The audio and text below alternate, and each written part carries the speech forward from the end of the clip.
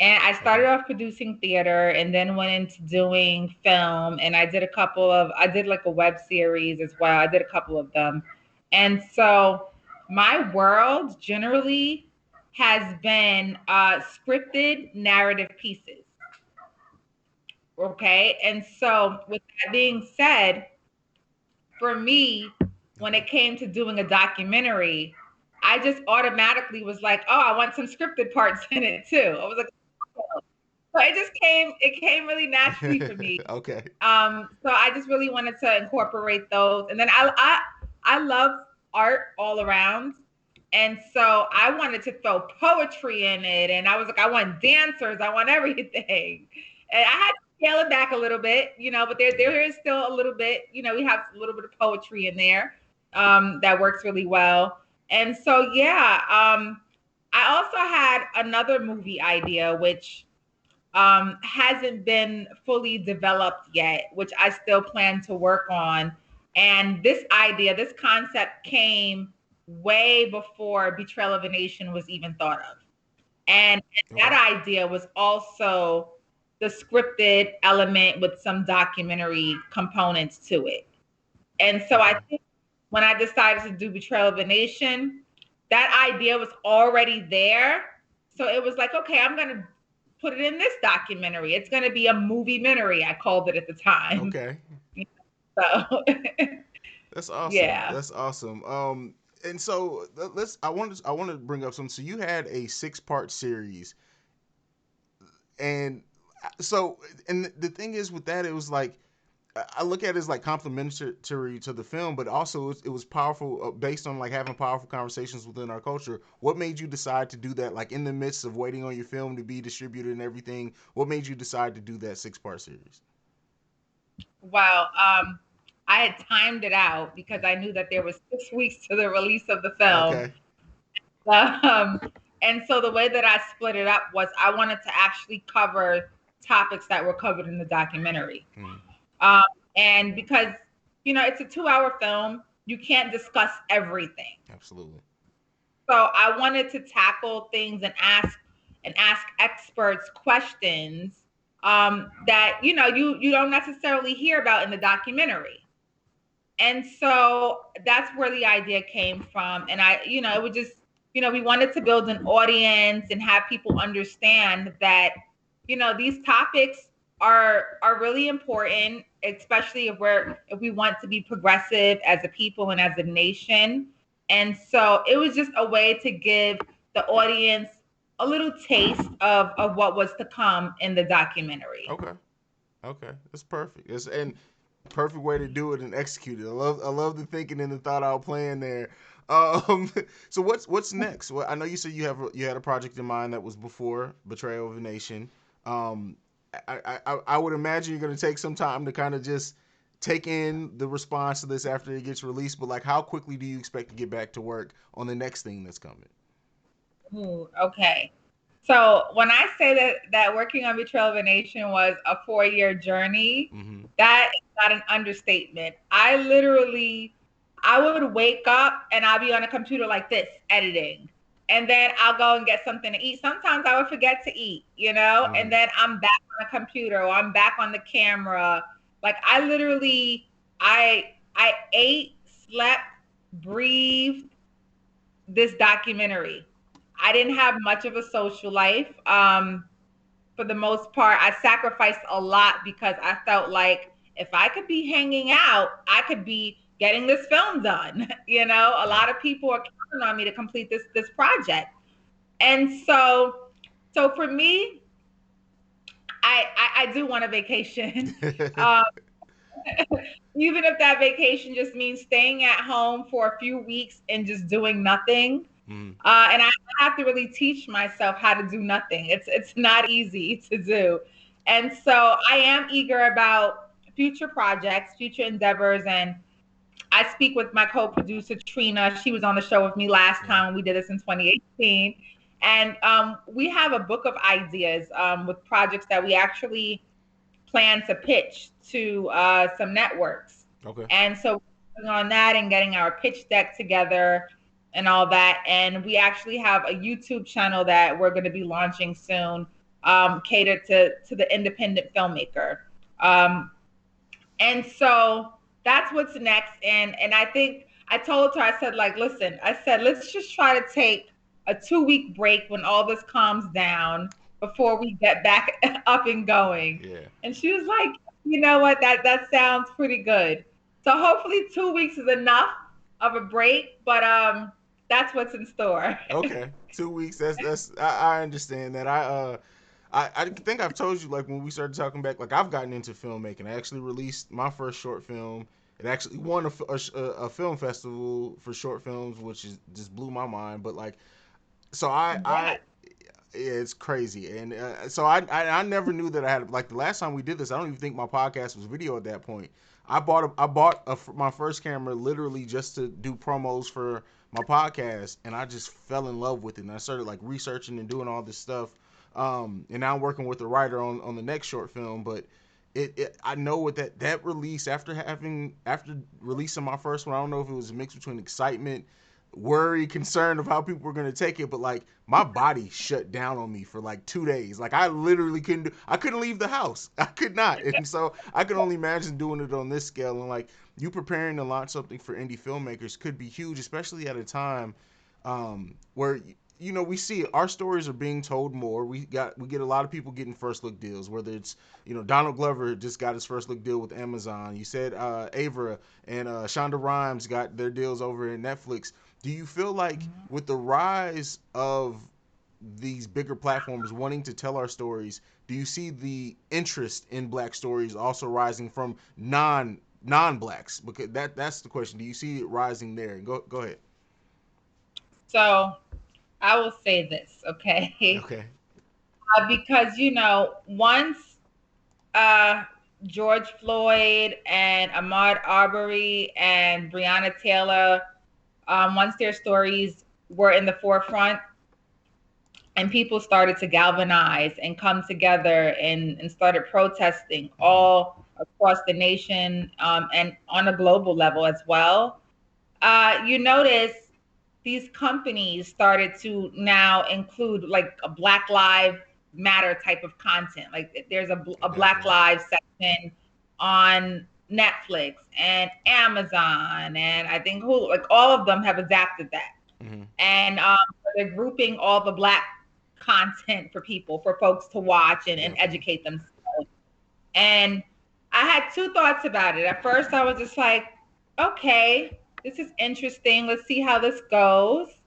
Because I had to question whether or not it was genuine, Yeah. whether it was, okay, you just want to be on the right side of history because you want to be on a dollar side. You want to get those dollars, black dollars matter. Mm-hmm. Um, or so I wondered if it was that, or if they genuinely just wanted to just be on the right side of history because they genuinely cared about the plight of African Americans. And I have to say this from my own experience. I did, as far as distribution companies, I did shop this film to a particular distribution company, which has that section that has the Black Lives content section. Mm-hmm. And I was told that the film was considered offensive. And so, and this is after the Capitol riots happened on January Mm-hmm. 6th. Yeah. And I was told that it could not be on there. And now I have another project that's actually currently on this platform.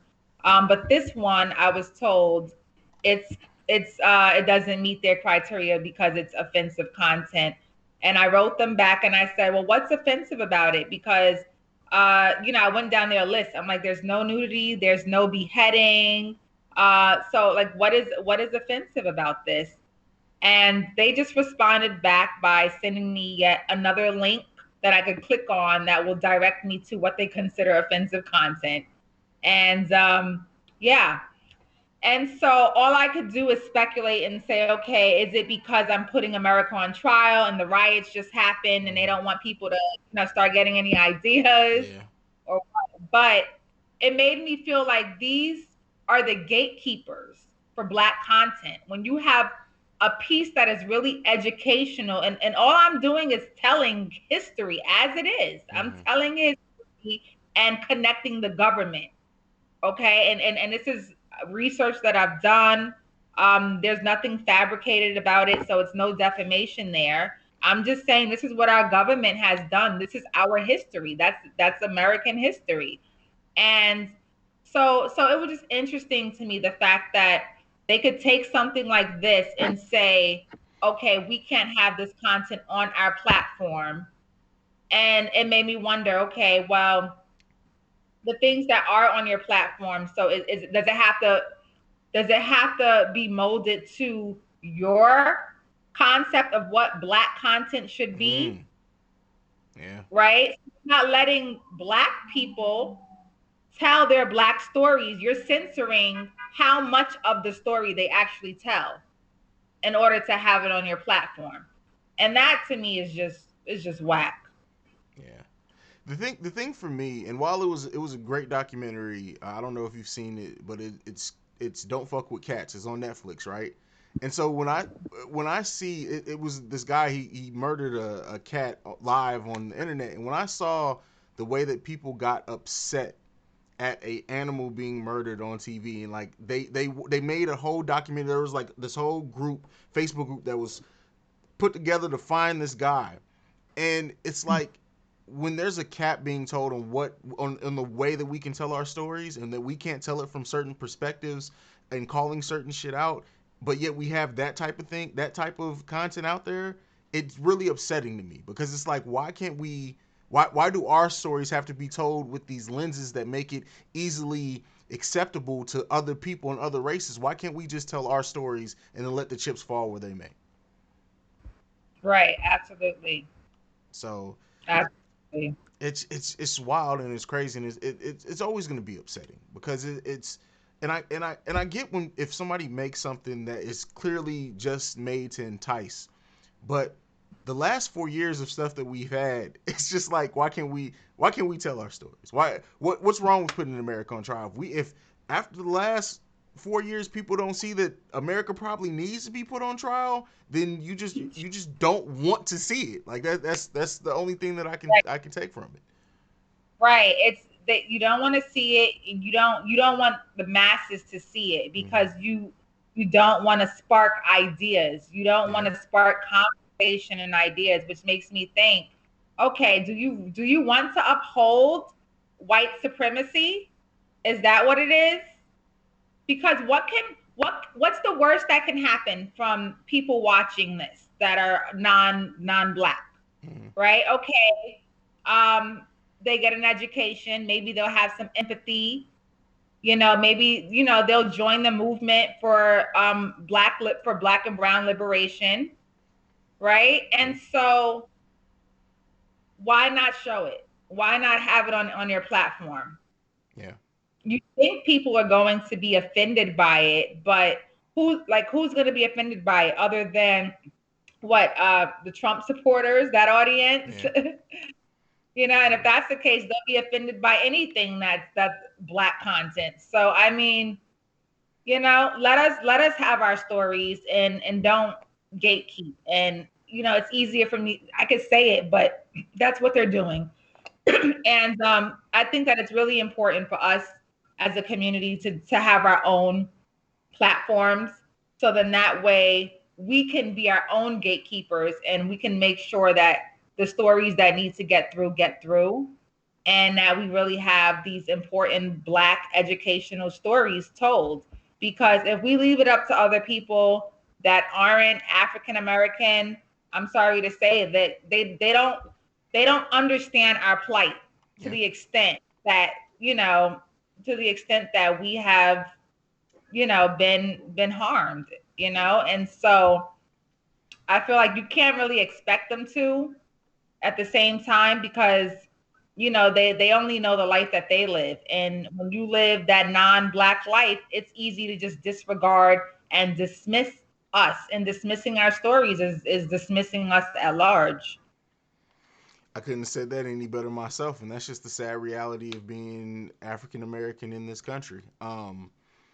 just honestly, and it sucks that that's our reality, but that's what it is. Something that you mentioned earlier that I want to kind of pick up on. Well, you talked about, we both talked about the, the rise in wanting to tell black stories, people wanting to be on the right side of history. Do you think that there's ever going to be a platform that's created by black people to have the outlet for streaming? We live in a time now where creatives are probably the most empowered that they can as far as getting their message out and what they create out. Was there ever a time, twofold question, I guess, was there ever a time that you thought when you're having those distribution problems of, okay, I'll just release it on like YouTube or a platform like that where I can control it, maybe get revenue that way? Was there ever that time period where you briefly thought about that, or was distribution the way that you went, kind of always the goal? So I'm at that point now. What I mean by that is, so YouTube even has some censorship going on. Definitely. I don't know if you've heard about that. Yeah. And so even to put it on YouTube was like, okay, if I put it on, it could just easily be removed, right? And so I did find a platform. So it's actually on the Vimeo platform, Okay. which caters to independent filmmakers. And that was my way of saying, you know what, I'm no longer going to wait for major distribution companies to, to pick it up, because they may never pick it up. Who knows? Maybe this film is too raw for them, And I look at this as the hidden colors of this generation, and we know, if you know about the hidden colors grind, they didn't have commercial advertisement. They didn't have commercial funding, none of that. They had a grassroots campaign. It was word of mouth, and they were pushing DVDs. This is during the DVD era. They were pushing DVDs, and I feel like almost every black household had them, had Colors DVD, to the point where they had it as a collector's item, because now they have part 1, part 2, 3.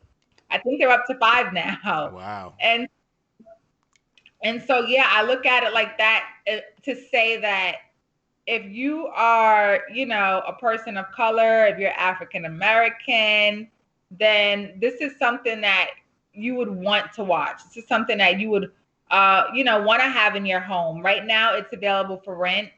In the future, I look forward to having it on DVDs for sale. But right now, it's just available for rent. But this is something that I feel like everybody must see. I see people talking about it, and like, we're putting America on trial. Yeah. That's big, because we don't get accountability in real life. And so I feel like at least let us have it in a film, and then maybe that'll spark ideas, and maybe it'll make people feel like, you know what, if enough people talk about this and say we really need to do this, we really need to take steps towards putting America on trial, who knows what could happen.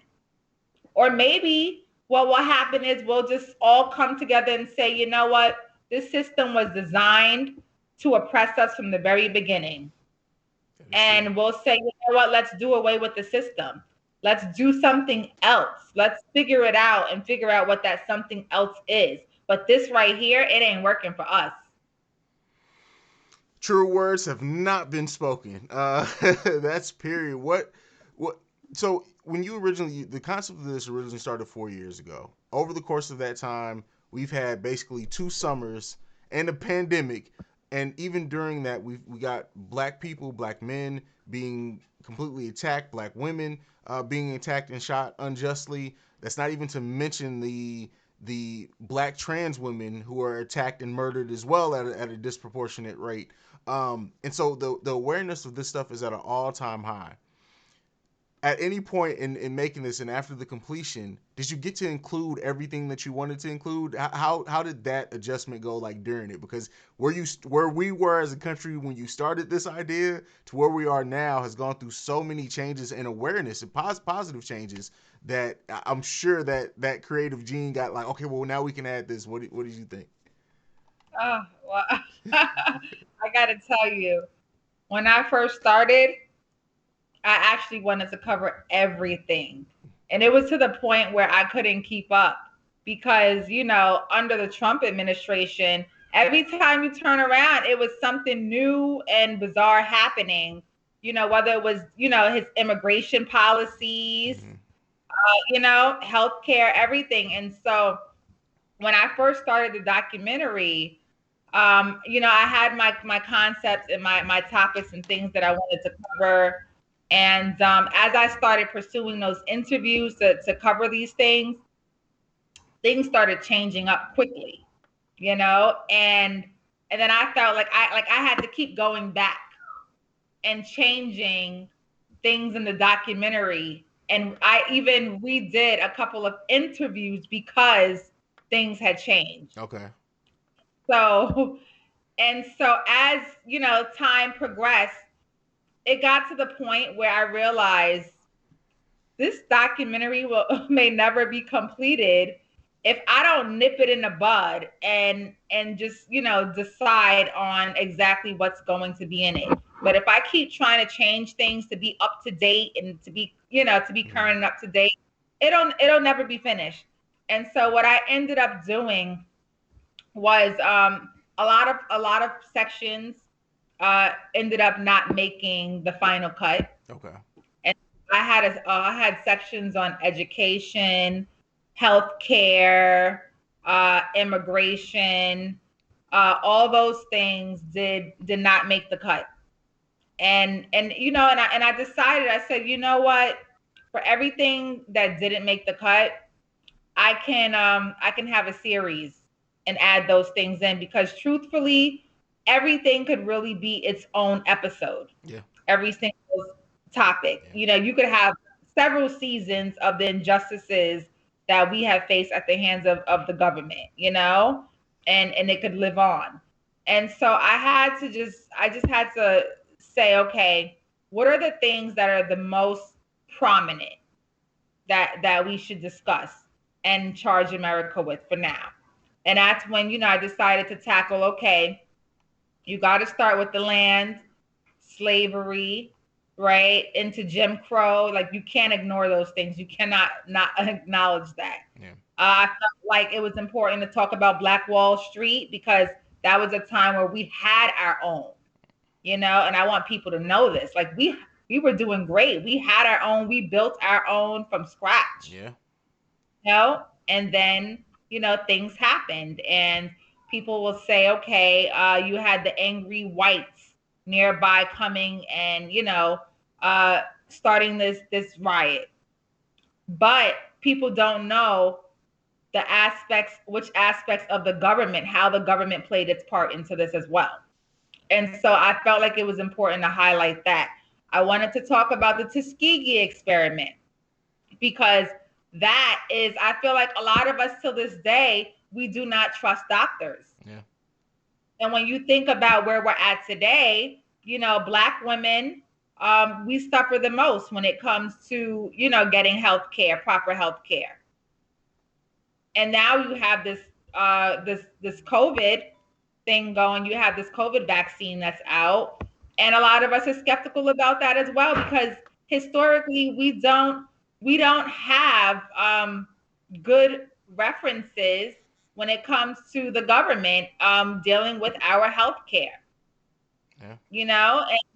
And so I felt like it was really important to talk about the Tuskegee Experiment and to understand how much the government involved themselves into, this study to make sure that, to make sure that these Black men were left untreated. And this was all for science. This was all to make sure that they could do their study, so that way they can keep their people, Caucasians, healthy and understand how the body works. But they use us as guinea pigs. Yeah. Unethical. And so, and then of course the execution of our civil rights leaders. Like, you can't not acknowledge that. Yeah. And so I wanted to talk about that, especially everybody's talking about Judas and the Messiah right now. And we talked about Fred Hampton's execution, as well as Martin Luther King and Malcolm X's execution. And now we just heard about Malcolm X, that the officer Ray Woods, who was an undercover officer, on his deathbed, he wrote a letter basically saying that the FBI was involved. But we knew the FBI was involved already. Yeah. So this only just, I guess, affirmed it for mainstream media, but we all knew. And, I covered that in the documentary. And so these things I thought were important. And then to talk about the current state and explore reparations. And so, these, I feel like I'm really happy with the sections that made the cut. I feel like the documentary, the completed piece, is what it was supposed to be. It's what it was meant to be, and so I'm really happy with that. Yeah, and as a creative, that's the thing that if you can execute your vision and you feel like, because you never get 100% of what you want, but if that vision is maintained, that's what Right. that's where the passion comes from. That's where the joy comes from of just seeing that vision maintained. And I love how you use and call the words what they are. The Black Wall Street Massacre, because the Tulsa riots doesn't cut it. It was no riot. That was a massacre. The execution of our leaders, because so often you hear, oh, when they died, when they lost their lives. No, let's call it what it was. They were murdered, taken from this planet unnaturally very early. So I can't wait for people to see this. I can't wait for people to see it. Yes, I'm excited. I'm excited to share. I'm excited to hear everyone's thoughts. We're even doing a like a talk back meet and greet Okay. where people get to join a Zoom on Sunday at 4:30, and they just RSVP via the Eventbrite link. But they join Zoom, and this is after they've watched the film on their own, and they could just all come in a room and just tell us what they thought, ask questions, give comments. They could bring a drink, and we'll just be there, just talking about it. Yeah, that's So I'm good. excited to hear what people have to say. Absolutely. This is gonna be one that gets people talking. I really do feel that. Well, Miss Webb, so if you had to 1 to 2 sentence pitch for anyone who's listening to this who wasn't ready. If they listen to this interview and you're not ready to go listen to this, you just need to wake up. But for anyone who needs anything else before we go and give them the pitch so they can know why they need to check out Betrayal of a Nation. Well, Betrayal of a Nation is a documentary that puts the United States government on trial for its crimes committed against Black and Brown citizens. We have indicted the government on 18 charges. If you are an African American or someone that sympathizes with the African American plight and struggle, this is something that you need to watch. It's an educational piece. It not only covers the history up to the current day, but it shows you how the government is linked in every stage of history to the demise of African Americans as well as other brown people. And so Betrayal of a Nation is something that will definitely educate, inspire, and also motivate. It'll motivate you to figure out where we go as a people. What is your role in this movement? Because we all have a role when it comes to the movement for Black liberation. Mine is a filmmaker, uplifting stories. Others may be musicians for the movement, but everybody has a role, but not everybody understands what their role is. A lot of people have ideas and they're not sure how to take their idea and put it into fruition. And I think when you watch Betrayal of a Nation, it'll help to further your expanding of ideas and figuring out how to get it executed. So I think if you're looking to be educated and if you're looking for inspiration and motivation, I would definitely check out Betrayal of a Nation. Well, there you have it. That you guys need to check it out. We need to keep this conversation going and share it so that this can blow up because it needs to be blown up. Ms. Webb, I want to thank you for your time. Give them your social Thank you. media so they can go ahead and reach out to you after they hear this. Yeah, you could check out Betrayal of a Nation on IG. It's at Betrayal of a Nation.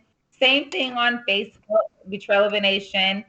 You can rent the film for just $17 at betrayalofanation.com. It's that simple. And if you want to hit me up and slide up in my DMs, my IG is I am Brandi Webb, as spelled. I am Brandi Webb. Brandi with an I, Webb with two B's. And thank you. I really enjoyed this interview. It's great to be back, especially I'm hearing that you just reached your 200th episode, Yeah. and I was there early on, so it's great to come back full circle. Definitely, definitely. We have to do this again. Like, just like, at some point, we just need to come on and just have a great conversation. So I'm gonna invite you back just to have a conversation, not just when you got something to release, just so we can just talk and catch up. And I'll pick a great topic for us to dig into. I'm down. Just Alrighty. let me know. Alrighty, hey, everybody, you guys know where you can follow me. You can follow me at CEO Haize. That's CEOHAIZE. You can follow us collectively at the Awakened Soul Pod. That's at the Awakened Soul Pod. And you can send us any feedback, questions, comments, concerns. The Awakened Soul Pod at gmail.com. We are the number one podcast for the culture, and we're out. Peace. This has been a presentation of the Breaks Media.